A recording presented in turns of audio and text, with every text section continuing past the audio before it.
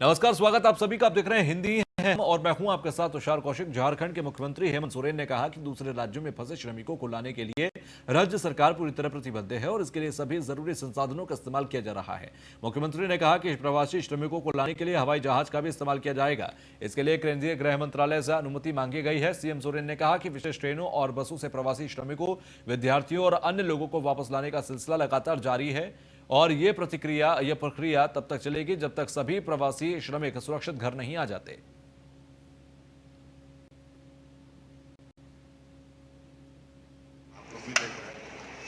और उनको आप ही लोग अवगत करा दे तो ज़्यादा बेहतर होगा कि राज्य सरकार क्या कर रही है, नहीं कर रही है।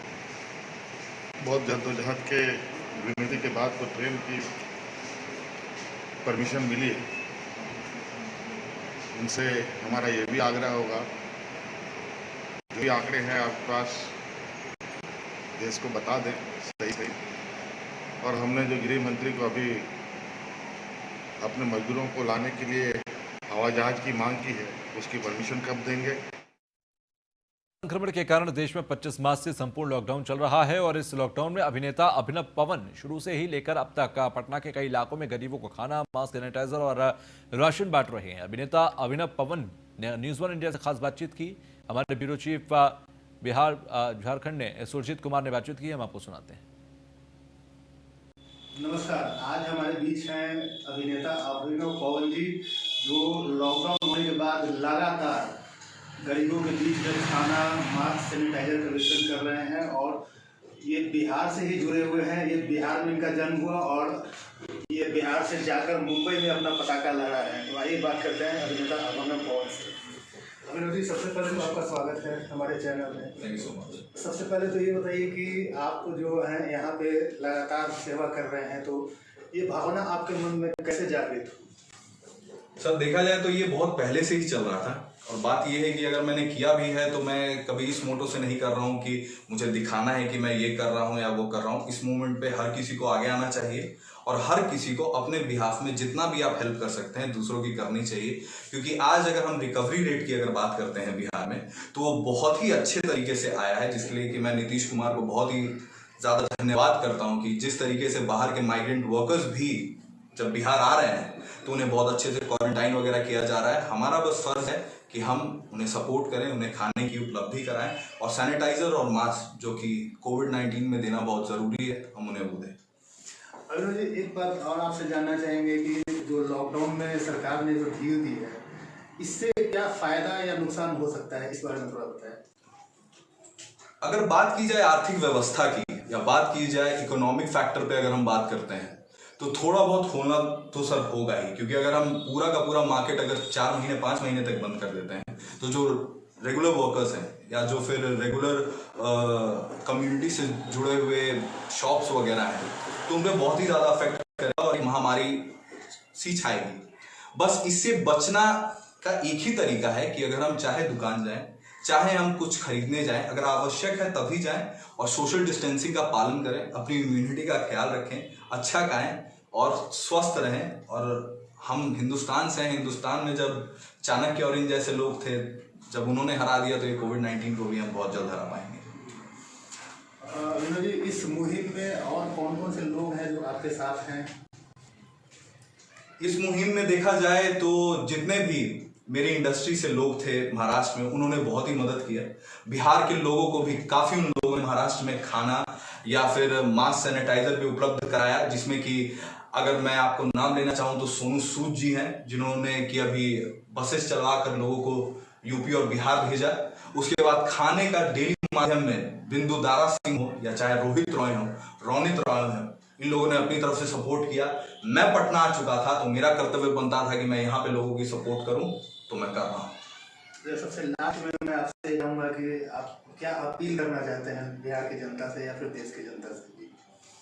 मैं पूरे देश से बस एक ही चीज़ मांगता हूँ और एक ही चीज़ कहना चाहूँगा कि अगर अपने और अपने परिवार को बचाना है तो ना सिर्फ आपको, आपके परिवार को भी सोशल डिस्टेंसिंग, घर पे रहिए और जब ज़रूरत पड़े तभी बाहर निकलिए।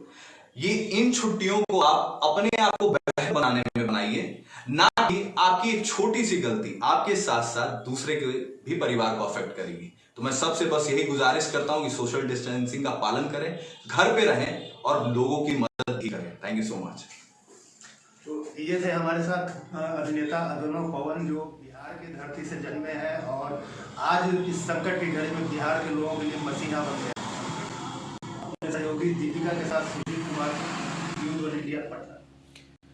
तो वहीं बिहार के मुंगेर में प्रवासी मजदूरों के आने का दौर श्रमिक स्पेशल ट्रेन द्वारा लगातार जारी है। एक और श्रमिक स्पेशल ट्रेन तमिलनाडु से चलकर मुंगेर पहुंची है, जिसमें कुल 195 यात्री मुंगेर स्टेशन पर उतरे, जिनमें बांका जिले के 133, भागलपुर जिले के 44, जमुई जिले के अंदर 10, मुंगेर में 5, अन्य स्थानों के 3 पैसेंजर मुंगेर स्टेशन पर उतरे हैं, जिन सभी के जिला प्रशासन के व्यवस्था अनुसार स्टेशन का स्वास्थ्य विभाग की तरफ से कोरोना की स्क्रीनिंग जांच कर खाना पानी बोतल के साथ सभी अपने अपने यात्रियों को इससे संबंधित जिला और प्रखंड में बसों द्वारा भेजा गया। जिला प्रशासन के निर्देश के मुताबिक ट्रेन में सभी जिले के यात्रियों के विस्थापन हेतु पुनः ट्रेन को समस्तीपुर भेज दिया गया है।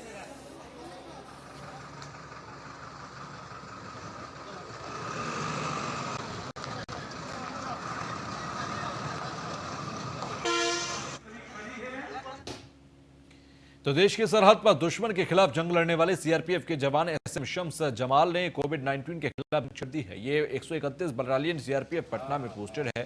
छुट्टी पर ये अपने घर बिहार शरीफ आए हुए थे और लॉकडाउन में फंस गए। उसके बाद इन्होंने जात पात भेदभाव से ऊपर उठकर गरीबों की मदद शुरू की।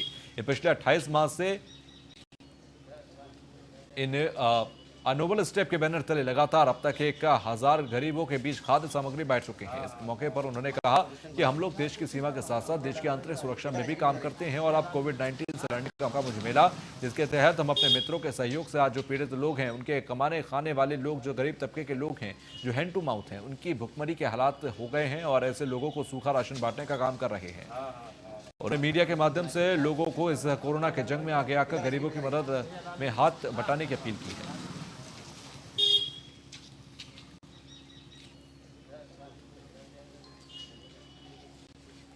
SM Shams Jamal 131 battalion CRPF Patna में पोस्टेड हैं। छुट्टी में आ जाने के कारण लॉकडाउन हो गया, जिसमें हम लोग घर पे फंस गए सरकारी आदेश के कारण। इस बीच में हम लोग को ये मौका मिला लॉकडाउन में रहने के कारण कि जो भी कोविड-19 के कारण जो लोग गरीब लोग भुखमरी की हालात में हैं, उन लोगों को हम लोग राहत सामग्री 28 मार्च 2020 से लगातार ये कार्य कर रहे हैं।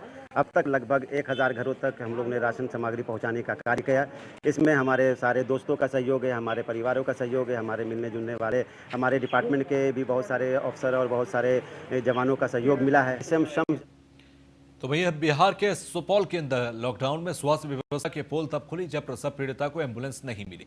त्रिवेणीगंज प्रखंड क्षेत्र के पिलवाहा पंचायत के वार्ड नंबर 4 निवासी सचिन सादा की 26 वर्ष की पत्नी विनीता देवी को प्रसव पीड़ा होने के बाद परिजनों ने अनुमंडलीय अस्पताल त्रिवेणीगंज में भर्ती कराया, जिससे अस्पताल कर्मियों ने यह कहकर अस्पताल से पैदल ही घर जाने को कह दिया कि इसे प्रसव होने में 2 से 3 दिनों का समय लगेगा। परिजनों ने प्रसव पीड़िता के लिए अस्पताल प्रशासन से एम्बुलेंस की मांग की, लेकिन अस्पताल प्रशासन द्वारा प्रसव पीड़िता को एम्बुलेंस नहीं दी गई। परिजन अनुमंडलीय अस्पताल त्रिवेणीगंज से प्रसव पीड़िता को लेकर पैदल ही घर की ओर निकल पड़े। करीब 2 किलोमीटर पैदल चलने के बाद प्रसव पीड़िता को कम होने का लगा। दर्द से करा रही प्रसव पीड़िता जैसे तैसे त्रिवेणीगंज प्रखंड कार्यालय के समीप NH 327 ई के किनारे घंटों पड़ी रही, लेकिन इसे किसी भी प्रकार की सहायता नहीं मिली। पीड़िता दर्द से सड़क किनारे बिलख रो रही थी। इसी बीच किसी ने त्रिवेणीगंज अनुमंडल पदाधिकारी विनय कुमार सिंह को इसकी सूचना दी।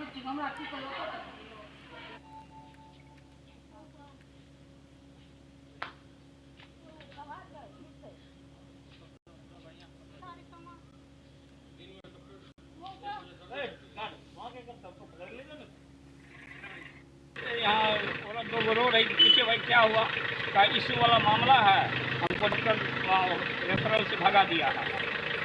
और पूछा कि भाई कौन किए, सारी अधिकारी एसडीओ साहब अपनी गाड़ी भेजे हैं, इसी गाड़ी पर हम पेशेंट को रेफरल अस्पताल भेज रहे हैं। घोलट रही थी, दर्द तो बहुत करा रही थी, उसको कोई देखने वाला नहीं था। यहाँ औरत लोग रो रही। खबर छत्तीसगढ़ से है, जहां पर सीएम भूपेश बघेल ने लॉकडाउन के बाद की रणनीति पर सुझाव दिया। 17 मई के बाद की रणनीति पर केंद्र को महत्वपूर्ण सुझाव दिया। पीएम मोदी ने राज्यों के मुखिया से मांगा था सुझाव। अंतर्राज्यीय सीमाएं खोलना फिलहाल उपयुक्त नहीं होगा। वाहन शोरूम, वर्कशॉप और ई-कॉमर्स सेवाएं की जा सकती हैं प्रारंभ। होटल्स को फिजिकल डिस्टेंस की शर्त पर मिले छूट और टेक्नीशियन, इलेक्ट्रीशियन, मैकेनिक, मिस्त्री को दुकान संचालक की अनुमति मिले। श्रमिकों के परिवहन के लिए पास की अनुमति अनिवार्य की जाए। नगरीय क्षेत्रों में फिजिकल डिस्टेंस की शर्त पर निर्माण कार्य हो। रेड जोन, ऑरेंज जोन और ग्रीन जोन के निर्धारण का अधिकार राज्यों को मिले। सार्वजनिक परिवहन सेवाओं को फिलहाल रखा जाए स्थगित।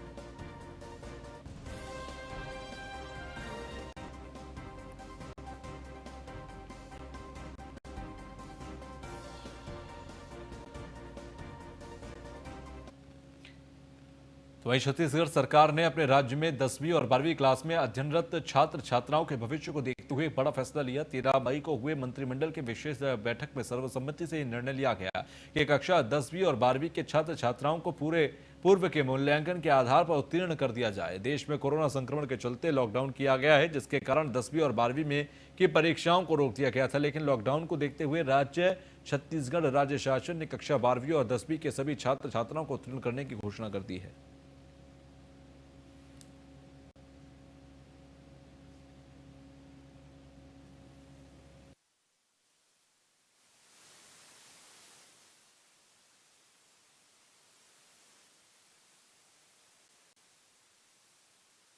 देखिए, जिस तरीके का ये डिसीजन हुआ है, कल चीफ मिनिस्टर साहब ने जिस तरीके के अपने एजुकेशन बोर्ड के माध्यम से जो डिक्लेयर किया है कि 10th and 12th Chhattisgarh board के बच्चों का जो एग्जामिनेशन है उसको जनरल प्रमोशन किया जाएगा, उनका इवेल्यूशन किया जाएगा बेस्ड ऑन द जो परफॉर्मेंस है लास्ट 6 मंथ तिमाही का जो एग्ज़ाम है उसके बेस पे। तो ये बहुत ही सराहनीय है, क्योंकि अभी जो जिस प्रकार का प्रकोप चल रहा है, इस वक्त में स्कूल में बच्चों को बुला के एग्ज़ामिनेशन कंप्लीट कराना ये सब पॉसिबल नहीं है। और जो डिसीजन लिया है बहुत ही महत्वपूर्ण डिसीजन था बच्चों के भविष्य को देखते हुए, और ये बहुत ही सराहनीय है जो हम लोग को हमारे स्कूल भी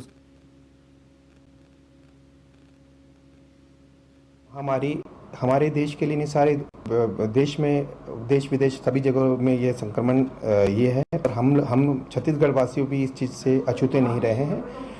हमारे मुख्यमंत्री माननीय श्री भूपेश बघेल जी जो निर्णय लिया है 10th और 12th के बच्चे लोगों के लिए जनरल प्रमोशन, ये काफ़ी अच्छी बात है। और हम SNGD श्री नारायण गुरु धर्म समाजम विद्यालय के सभी मैनेजमेंट कमेटी ये काफ़ी इसको सम्मान कर रहे हैं इस निर्णय का, और हम लोग बहुत अच्छे से इसको।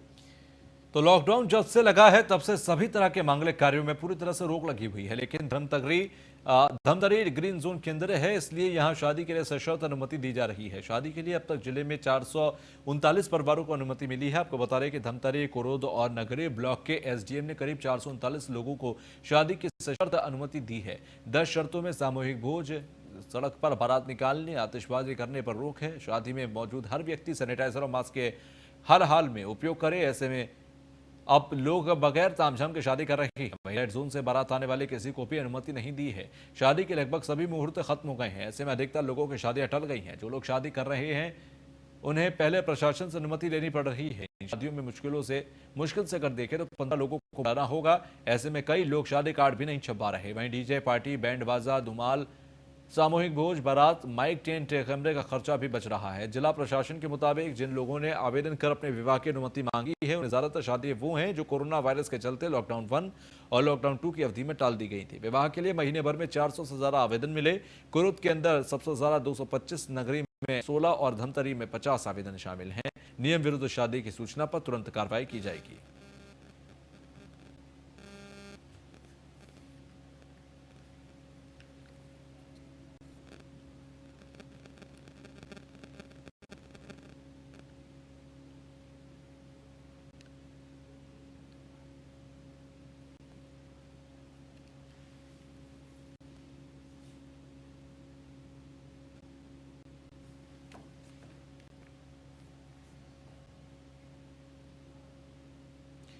खबर गाजियाबाद से, जहां पर सोशल डिस्टेंसिंग की जमकर धज्जियां हैं। आपको बता रहे कि गाजियाबाद के रामलीला ग्राउंड की तस्वीरें हम आपको दिखाएंगे। बिहार जाने वाले प्रवासी मजदूरों को रामलीला ग्राउंड में रखा है। सोशल डिस्टेंसिंग का पालन करवाने के लिए प्रशासन नाराज है, और ऐसे में सोशल डिस्टेंसिंग की जमकर यहां धज्जियां उड़ रही हैं। कहां है गाजियाबाद प्रशासन? बड़ा सवाल यह है, क्या कोरोना खत्म हो गया है? लॉकडाउन खुल गया है? क्या यह तस्वीर इन सब पर सवाल खड़े नहीं करती? ये रामलीला मैदान है, आप देखिए तस्वीर को तसल्ली से देखिए और इस तस्वीर में ये देखने की कोशिश कीजिए कि कितने लोगों ने मास्क लगाया है। इस तस्वीर में देखने की ये कोशिश कीजिए कि कितने लोग 6 फीट 2 गज की दूरी पर खड़े हैं। इस तस्वीर में देखिए कि किस तरह से लॉकडाउन की धज्जियां उड़ी हुई हैं और ये सब खुद नहीं हुआ है, दरअसल प्रशासन की निगरानी में हो रहा है। अब सवाल ये उठता है कि गाजियाबाद प्रशासन ने ऐसी तस्वीर को तामील क्यों किया। अब सवाल ये उठता है कि गाजियाबाद प्रशासन क्यों इन सबकी सुरक्षा नहीं कर रहा। खासकर ये वो तमाम लोग हैं जिन्हें बिहार जाना है, क्योंकि गाजियाबाद से आज शाम 7 बजे एक ट्रेन चलनी है जो बिहार जाएगी 1200 से ज्यादा मजदूरों को लेकर। आपको बता रहे हैं ये तमाम मजदूर या श्रमिक या कामगार जो गाजियाबाद से बिहार की तरफ जा रहे हैं, ये वो तमाम वो लोग हैं। शिवम गौतम संवाददाता हमारे साथ सीधे जुड़ गए हैं गाजियाबाद से। शिवम, ये जो तस्वीर हमने देखी है, प्रशासन की नजर में आने वाली वो तस्वीर है जिसको देखते ही कार्रवाई होनी चाहिए, लेकिन ये तो प्रशासन ने खुद यहां पर सभी लोगों को इस तरह से इकट्ठा किया कि ना तो 6 गज की दूरी, ना मास्क, ना सैनिटाइजेशन। फिर कैसे रोकने की बात करेंगे हम कोरोना को? देखिए, लगातार जो दिल्ली एनसीआर से जो मजदूर प्रवासी मजदूर थे वो पलायन कर रहे थे। ऐसे में सरकार ने उनके लिए बस और ट्रेन चलाई। हालांकि आज शाम 7:10 पर गाजियाबाद से मुजफ्फरपुर के लिए एक ट्रेन चलनी है। ऐसे में जो करीब गाजियाबाद 1420 यात्री जो थे सफर करने वाले थे, ऐसे में उन्हें गाजियाबाद के घंटाघर इलाके में थर्मल स्क्रीनिंग के लिए और पेपर वेरिफिकेशन के लिए रखा गया। पर तस्वीरें जो है गाजियाबाद से वो भयावह है, क्योंकि ना तो सोशल डिस्टेंसिंग का पालन कराया जा रहा है, ना ही किस तरीके के एहतियात बरते जा रहे हैं, क्योंकि लगातार गाजियाबाद में कोरोना के केसेस बढ़ते जा रहे थे। 24 घंटे में ही बीते 24 घंटे में 23 कोरोना पॉजिटिव केस पाए गए थे। ऐसे में जो एहतियात करने की जरूरत थी वो और ज्यादा जरूरी थी। पर जो आज तस्वीरें आपके सामने हैं वो कहीं ना कहीं भयावह है, क्योंकि जो मुंबई से भी प्रवासी मजदूर लौटे थे उसमें से करीब 30% कोरोना पॉजिटिव पाए गए थे। पर जो गाजियाबाद की तस्वीरें हैं वो भी एक बड़ा सवाल प्रशासन पर जरूर खड़ी करते हैं, क्योंकि प्रशासन यहाँ पर मौजूद है, थर्मल स्क्रीनिंग कराई जा रही है, साथ ही पेपर वेरिफिकेशन करा रहा है। पर जरूरी है सोशल डिस्टेंसिंग का पालन कराना, क्योंकि WHO की गाइडलाइन थी कि सोशल डिस्टेंसिंग 2 गज की दूरी बेहद जरूरी है कोरोना से जंग में लड़ने के लिए। पर यहाँ पर किस तरीके की तस्वीरें हैं वो हम न्यूज़1 इंडिया लगातार दर्शकों को दिखा रहा है। तो जरूरत है प्रशासन को इस पर खास ध्यान देने की। शिवम, जरा आपके पीछे कुछ लोग मौजूद हैं, अगर संभव हो सकता है तो उनसे बात कीजिए, क्योंकि वहां पर तो अभी भी ऐसी ही तस्वीर दिखाई दे रही है। एक होता है कि भूल से चूक से कुछ ऐसी तस्वीरें सामने आ जाएं, लेकिन अगर जानबूझकर घंटों तक वही तस्वीरें रहे, ये तो फिर सरासर कहना चाहिए लापरवाही है। लोगों से अगर दूरी बनाकर आप बातचीत कर सकते हैं तो करके जानने की कोशिश कीजिए। जी, मैं आपको एक बार तस्वीरें दिखाऊंगा, कुछ लोगों से बात करूंगा कि यहाँ पर किस तरीके से। सर, क्या नाम है? कब से फंसे हुए थे गाजियाबाद? सर, अभी तो 3 बजे आएंगे। सर, लगातार सरकार भी कह रही है कि कोरोना से बचने के लिए 2 गज की दूरी बेहद जरूरी है, पर आप लोग बिल्कुल सटे हुए खड़े हुए हैं। ऐसे में कुछ एहतियात आप लोगों को बरतनी चाहिए। क्या क्या परेशानी आ रही थी जब लॉकडाउन में फंसे थे? 2 महीने से बैठे थे, काम नहीं चल रहा था, कुछ नहीं मिला। पहला भी उनसे बात करेंगे। क्या नाम है आपका? कब से फंसे हुए थे लॉकडाउन में? 2 महीना। खाने वगैरह की परेशानी हो रही होगी। पर एक तरफ जहाँ भूख है वही कोरोना से भी लड़ना बेहद जरूरी है। आपने मास्क तो लगाया हुआ, पर जो दूरी है 2 गज की दूरी है वो नहीं है, क्या पर दूरी भी बनाए रखने, क्योंकि ये आपकी जान है। लेकिन लोगों का कहना है कि मास्क तो पहने, पर कहीं ना कहीं जो एक घर जाने की जल्दी है वो कहीं ना कहीं कोरोना को आमंत्रण दे रही है कि सोशल डिस्टेंसिंग का पालन नहीं हो रहा। पर जरूरी है प्रशासन को भी ध्यान देने, क्योंकि लोगों को घर जाने की जल्दी है। सोशल डिस्टेंसिंग कहीं ना कहीं प्रशासन यहाँ पर प्रशासनिक कौन अमले का कौन व्यक्ति यहाँ पर मौजूद है? क्या किसी की निगरानी कोई अधिकारी यहाँ पर मौजूद हो? और ये जो तस्वीर सामने आई है, क्या किसी ने यहाँ पर, आप काफी देर से मौजूद हैं, तो आपको कभी कोई ऐसी तस्वीर नजर आई कि पुलिस प्रशासन की तरफ से या किसी भी अधिकारी की तरफ से यहाँ पर कम से कम ये कहा गया हो कि दूर दूर खड़े रहिए? देखिए, जो लगातार गाजियाबाद से बिहार जाने वाली ट्रेन थी, इनकी पूरी जिम्मेदारी गाजियाबाद के ADM-E और मजिस्ट्रेट को सौंपी गई। हालांकि ADM-E और सिटी मजिस्ट्रेट दोनों यहाँ मौजूद हैं और जो थर्मल स्क्रीनिंग और पेपर वेरिफिकेशन का काम कर रहा है उसमें ध्यान दे रहा है। पर जरूरी है सोशल डिस्टेंसिंग का ध्यान रखना। हालांकि प्रशासन जो कि सोशल डिस्टेंसिंग का ध्यान नहीं दे रहा, तो कहीं ना कहीं बड़ी लापरवाही जो गाजियाबाद की प्रशासन की तरफ से हो रही है। तो कहीं ना कहीं जो आने वाले दिन है उसमें गाजियाबाद में कोरोना पॉजिटिव केस जो है और कहीं ना कहीं बढ़ने की संभावना है। तो जरूरत है प्रशासन को इस ओर ध्यान देने, क्योंकि पिछले 24 घंटे में गाजियाबाद में 23 कोरोना के पॉजिटिव केस पाए। तो ऐसे में कहीं ना कहीं जरूरत है शासन और प्रशासन दोनों को ध्यान देने की, ताकि जो गाजियाबाद में लगातार कोरोना केसेस बढ़ रहे हैं उनमें कहीं तक रोकथाम लग पाए। चलिए, बहुत बहुत शुक्रिया हमसे जुड़ने के लिए, बातचीत करने के लिए।